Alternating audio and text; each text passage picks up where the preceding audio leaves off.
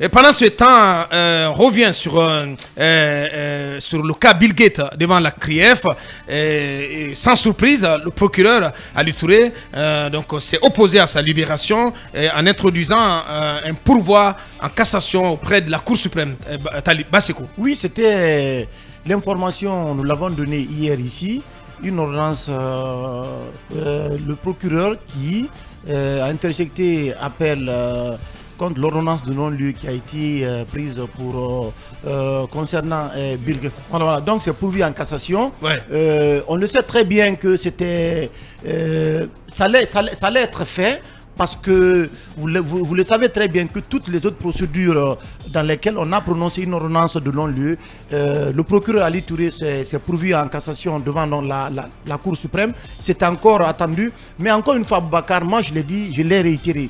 Si on n'a pas suffisamment de preuves pour inculper les cadres qui sont cités pour des faits présumés de corruption, de détournement, de course, de détournement, s'il n'y a pas suffisamment de faits pour convaincre tout ça, je pense que c'est important vraiment de mettre les gens en liberté, de placer les gens sous contrôle judiciaire. Ouais. Peut-être le temps pour le tribunal de pouvoir organiser, de pouvoir réunir tous les éléments qu'il faut pour aller vers l'organisation d'un procès. On se rappelle le cas d'Amaro ici, il y a encore d'autres personnes, d'autres anciens dignitaires aujourd'hui, contre lesquels on n'a pas réussi à mobiliser suffisamment de preuves pour indiquer qu'ils sont coupables de tel fait, en tout cas des faits pour lesquels ils sont renvoyés devant la CRIEF. Donc je pense que le procureur Ali Touré doit faire suffisamment d'efforts aujourd'hui pour trouver les preuves suffisantes pour aller vers l'inculpation de ces cadres.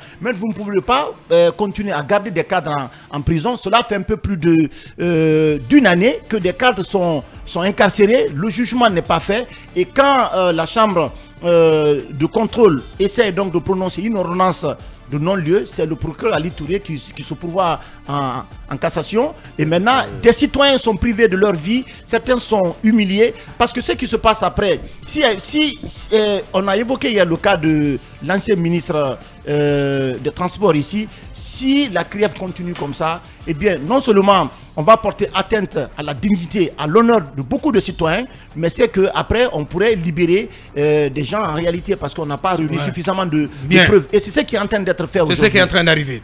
Merci Basseko. Allez, cette alerte qui nous parvient de la région de Bokeh, Manifa Kolaboui, les activités minières perturbées, Mamadou, on vient de l'apprendre.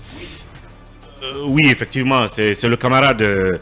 Ce que j'en appelle ça qui nous alerte là-dessus. Donc les jeunes sont dans la rue du côté de Kolabouni et les activités minières perturbées.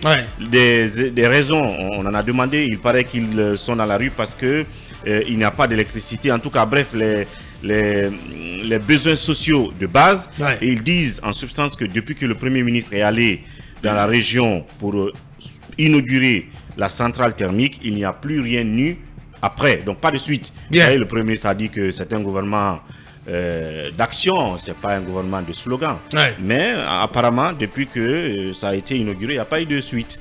Donc les jeunes sont dans la rue à l'instant T, certainement on pourra revenir là-dessus. Oui. Aboubacar, il y a quelques jours encore, du côté de Dubreka, ce sont les citoyens qui étaient dans la rue, ils étaient appuyés par des élèves qui ont abandonné les classes pour se faire entendre face à ces crises d'électricité. Je pense qu'il y a nécessité aujourd'hui pour le gouvernement de revoir cette question de fourniture en courant électrique pour savoir exactement quel est le problème aujourd'hui, pourquoi il y a tant de délestage. La ville de Conakry n'est pas épargnée par cela, vous le savez très bien. Il y a plusieurs quartiers aujourd'hui qui sont privés de courant pendant des heures. Je pense que c'est important de faire une communication, de savoir quel est le problème, parce que les contestations viennent de partout. Voilà, viennent de partout. Et elles sont devenues récurrente. Bien, on va donc revenir sur cette actualité chaude en provenance de Bokeh, principalement de Kolaboui, où une manifestation donc aurait débuté depuis ce matin. Des jeunes dans la rue pour réclamer de l'électricité, de l'eau, et qui accusent donc qui explique plutôt que la situation s'est dégradée sur place depuis que le Premier ministre s'y est rendu pour inaugurer une centrale centrales thermiques. On va donc en savoir davantage dans la deuxième partie de cette émission. On parlera aussi de ces arrêtés ministériels mis en cause, l'idée d'un gouvernement d'union nationale qui fait son chemin, et puis l'ONU qui interpelle les autorités de la transition à hâter les pas, en tout cas pour respecter le délai de 2 ans de transition. La suite de notre immersion au cœur du travail effectué par le ministre Lansana Diallo et ses équipes, c'est à suivre également avant la fin de cette émission. Bienvenue encore de nouveau et à tout de suite.